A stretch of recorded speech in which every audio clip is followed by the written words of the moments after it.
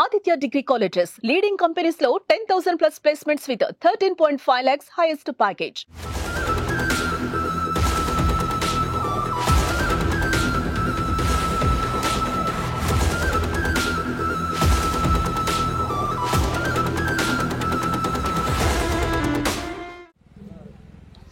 ప్రస్తుతం కర్ణాటకలోని ధర్మస్థల్లో జరుగుతున్నటువంటి సవాలా ఏదైతే ప్రాంతాలు ఉన్నాయో ఆ ప్రాంతాల తవ్వకాల మీద అటు కర్ణాటక రాష్ట్రంతో పాటు తెలుగు రాష్ట్రాల్లో కూడా దీని గురించి ఒక పెద్ద చర్చ నడుస్తుంది. తెలుగు రాష్ట్రాల నుంచి కూడా పెద్ద సంఖ్యలో భక్తులు ఇక్కడికి వస్తుంటారు, వచ్చి ఆ మంజునాథుడిని దర్శించుకుంటారు. అలాగే ఇక్కడ కొంతమంది తెలుగు వాళ్ళు కూడా ప్రస్తుతం ఈ శవాల కోసం, ఆ మృతదేహాలకు సంబంధించినటువంటి అస్థిపంజరాల కోసం తవ్వకాలు జరుపుతున్నారు. ఆ ప్రాంతంలోకి తెలుగు వాళ్ళు కూడా వచ్చారు. ఏం జరుగుతుంది అనేటువంటి తెలుసుకునేటువంటి ప్రయత్నం కూడా ఇక్కడ కొంతమంది తెలుగు వాళ్ళు ఉన్నారు. వాళ్ళతో మాట్లాడే ప్రయత్నం చేద్దాం.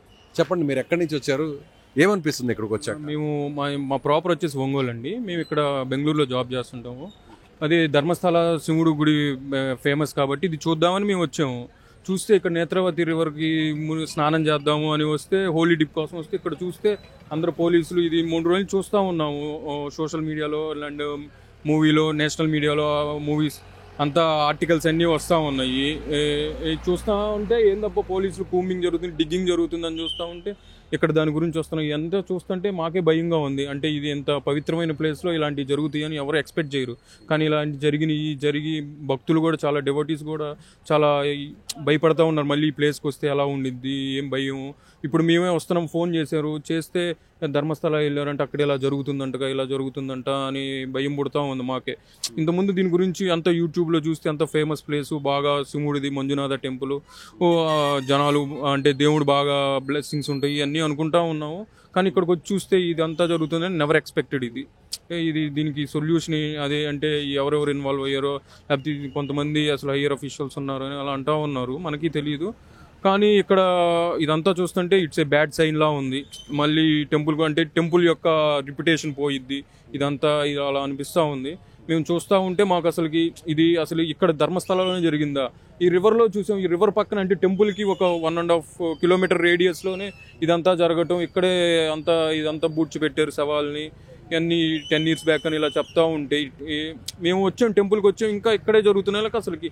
టెంపుల్ ప్రిమిసెస్లోనే ఇదంతా జరిగిందంటే అసలు నమ్మశక్యంగా లేదు. చాలా బాధగా ఉంది. ఈ టెంపుల్ మేమందరం శివభక్తులమి, శివుడు అంతే బాగా కొలుస్తూ ఉంటాం, నమ్ముతాము. అలాంటి ప్లేస్లోనే ఇలా జరుగుతుంది అంటే ఇంకా మిగతా ఎలా ఉండిద్ది, ఇంకా ఫర్దర్గా వచ్చే భక్తులకి ఎలా వీళ్ళు. మీరు నమ్ముతున్నారా ఇంతమందిని ఇక్కడ చంపేశారు, ఇక్కడికి వచ్చేటువంటి మహిళలు, అందులో భక్తులు ఉన్నారు, అందరూ కూడా అమ్మాయిలు, యువతులు, వాళ్ళని చంపేశారని ఆ వ్యక్తి ఫిర్యాదు చేశాడు. దానికి అనుగుణంగానే ఇప్పుడు అంతా కూడా తవ్వకాలు జరుగుతున్నాయి. సో ఈ ఆరోపణలు, అలిగేషన్స్ మీరు నమ్ముతున్నారా ఒక శివభక్తుడిగా, ఒక తెలుగు వాళ్ళగా? చూస్తుంటే ఇప్పుడు అతను చెప్పే సోర్సెస్ ఇవన్నీ చూస్తా, ఆర్టికల్స్ అన్నీ చూస్తుంటే కొంచెం నమ్మే విషయంగానే ఉంది. ఎందుకంటే ఇప్పుడు ఎవరో అనానిమస్ ఒక వ్యక్తి వచ్చేసి రిపోర్ట్ ఇస్తే సుప్రీంకోర్టు తీసుకోదు కదా. ఇప్పుడు ఆ లాయరు సీల్డ్ కవర్లో ఈయన ఇచ్చిన స్టేట్మెంట్ని సీల్డ్ కవర్లో పెట్టి సుప్రీంకోర్టు బెంచ్ మీద పెట్టున్నారు. ఇఫ్ ఇన్ కేస్ ఇలా సోషల్ మీడియాలో హైలైట్ అవ్వాలని చేస్తే సుప్రీంకోర్టు పట్టించుకోదు. ఇలా చాలామంది చేస్తుంటారు. బట్ దీంట్లో ఏదో సంథింగ్ హయ్యర్, కొంచెం బిగ్ షాట్స్ ఇన్వాల్వ్ అయ్యారు అని అనుకుంటేనే కదా మనకి సుప్రీంకోర్టు బెంచ్ కూడా దీన్ని తీసుకొని గవర్నమెంట్ సిట్టు సామాన్యంగా ఎవరు సిట్ అయ్యారు, వీళ్ళు వేశారు. స్టేట్ గవర్నమెంట్ ఇన్వాల్వ్ అయ్యి సిట్ వేసి, సెంట్రల్ గవర్నమెంట్ ఇన్వాల్వ్ అయ్యి ఇన్వెస్టిగేషన్ జరుగుతుందంటే సంథింగ్ ఈజ్ దేర్ అనే కదా. అందుట్లో నిన్న 2-3 డేస్లో జరిగిన డిగ్గింగ్లో 1 or 2 బాడీస్ దొరికినాయి అంటున్నారు. మనోడు చెప్పేదాన్ని బట్టి అక్కడ ఫైండ్ అవుట్ అవుతుంది కదా. ఫర్దర్ ఇన్వెస్టిగేషన్లో ఇంకా తెలుస్తాయేమో. మొత్తానికైతే ఇక్కడ నిన్న ఆర్టికల్ చూసాము, ఆర్టికల్లో ఇక్కడ లోకల్ వాళ్ళు కూడా జరిగినాయి 100 కాదు, మోర్ దెన్ 100 కూడా సెర్చ్ చేస్తే దొరుకుతాయి, మీరు సెర్చ్ చేయాలి, ఇవన్నీ పట్టించుకోవాలి అంటా ఉన్నారు. సో మీరు చెప్పండి, మరొక వ్యక్తి కూడా ఉన్నారు. సో మీరు ఎక్కడి నుంచి వచ్చారు, మీరు ఇక్కడ ఏం చేస్తున్నారు, మీరు ఏం చేస్తుంటారు? మేము ఐటీ ప్రొఫెషన్. మీరేం చేస్తారు? నేను వాళ్ళ బ్రదర్ అంతే, నన్ను టూర్కి తీసుకొచ్చాడు, ఒంగోలు నుంచి వచ్చారు. సో మీకేమనిపిస్తుంది? సో ఇక్కడికి రావడం సేఫ్ అనిపిస్తుంది ఒక భక్తుడిగా? అంటే ఇంటి దగ్గర అయితే వద్దన్నారు, బట్ అదే వచ్చేసాము, టికెట్ బుక్ చేసుకున్నాం కదా. ఇక్కడ అన్ఎక్స్పెక్టెడ్గా చూసాము, సో బ్యాడ్ అనిపిస్తుంది. ఏమని కాల్ చేశారు ఇంట్లో వాళ్ళు? ఎందుకు వెళ్ళారు? ఇక్కడ అలా ఉంది కదా పరిస్థితి, ఈ రిస్క్ ఎందుకు మీకు అని.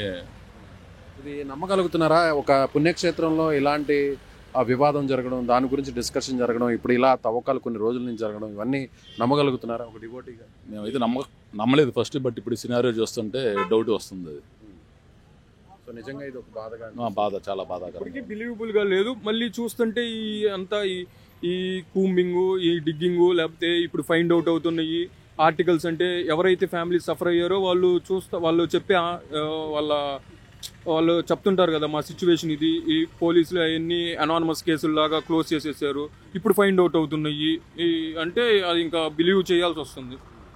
సో తెలుగు వాళ్ళకి మీరు ఏం చెప్తారు? అంటే నిజంగా మగవాళ్ళగా మీరే భయపడుతున్నారు, సో మిగిలిన ఫ్యామిలీస్లో రావాలంటే వాళ్ళందరూ కూడా ఆలోచించే పరిస్థితి. కాకపోతే ఇక్కడ మేము కూడా 2 రోజుల నుంచి ఇక్కడే ఉన్నాం, కాకపోతే ఎలాంటి ఏమి అవాంఛనీయ సంఘటనలు జరగలేదు. కాకపోతే ఇలాంటి ఆపరేషన్ అయితే సర్చ్ ఆపరేషన్ మాత్రం ఇలాంటి జరిగినప్పుడు ఏంటి అంటే government should take strong action.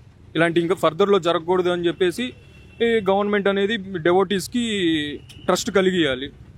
So ఇప్పుడు మనం దేవుడి దగ్గరికి వచ్చేది భక్తితో వస్తాము, ఇలాంటివి జరుగుతున్నాయని ఎవరు ఎక్స్పెక్ట్ చేయరు, అది మన చేతుల్లో ఏం లేదు.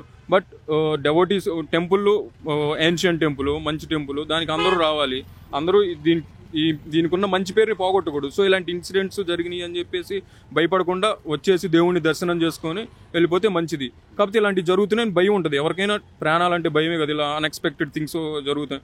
కాకపోతే ఇక్కడ టైట్ సెక్యూరిటీ పెట్టేసి పోలీసులు, గవర్నమెంట్ దీన్ని జనాల్లోకి తీసుకెళ్ళి ఇలా జరిగింది, ఇంకా ఫర్దర్ ఇలా జరగదు అని జనాలకి నమ్మకం కలిగిస్తే ప్రజలు కూడా, వచ్చే భక్తులు కూడా తెలుగు రాష్ట్రాల నుంచి ధైర్యంగా వస్తారు.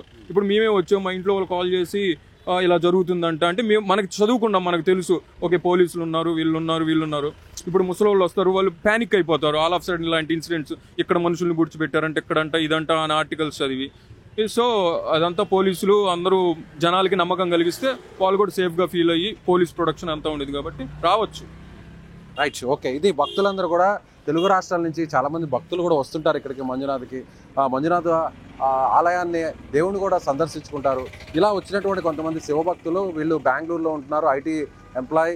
సో తను నేటివ్ వచ్చేసి తెలుగు రాష్ట్రాల్లోని ఒంగోలులో ఉన్నటువంటి ఫ్యామిలీ. అయితే ఇక్కడికి వచ్చిన తర్వాత కుటుంబ సభ్యులందరూ కూడా ఫోన్ చేసి వారిస్తున్నారు, ఎందుకు వెళ్ళారు, అక్కడ ఒక పెద్ద ఇన్సిడెంట్ జరిగినప్పుడు అందరూ కూడా ఒక ప్యానిక్ సిచ్యువేషన్లో ఉన్నప్పుడు మీరు ఎందుకు వెళ్ళారంటూ కూడా ఇంట్లో ఫ్యామిలీ మెంబర్స్ భయపడుతున్నారని కూడా చెప్తారు. మొత్తాన్ని చూస్తే ఏదైతే ఈ 100 శవాలకు సంబంధించినటువంటి వ్యవహారంపై, ఆ వెలికితీతకు సంబంధించినటువంటి వ్యవహారంపై వచ్చేటువంటి భక్తులందరూ కూడా భయపడుతున్నారు. ఒకప్పుడు ధర్మస్థల క్షేత్రం అంటే ఎంతో పవిత్రంగా, ఎంతో ప్రముఖ పుణ్యక్షేత్రంగా భావించేవాళ్ళు. అలాంటి ఈ స్థలంలో ఇలాంటివి జరగడం అనేది నిజంగా బాధాకరం. ఏదేమైనా కూడా ప్రభుత్వం గట్టి చర్యలు తీసుకోవాలి, దీనిలో ఉన్న వాస్తవాలను కూడా బయటకు తీసుకురావాలనేటువంటి విషయాన్ని అటు తెలుగు రాష్ట్రాలకు సంబంధించినటువంటి వారు కూడా కోరుతున్నారు. కెమెరామెన్ లక్ష్మణ్, విజయ్, ధర్మస్థలం నుంచి.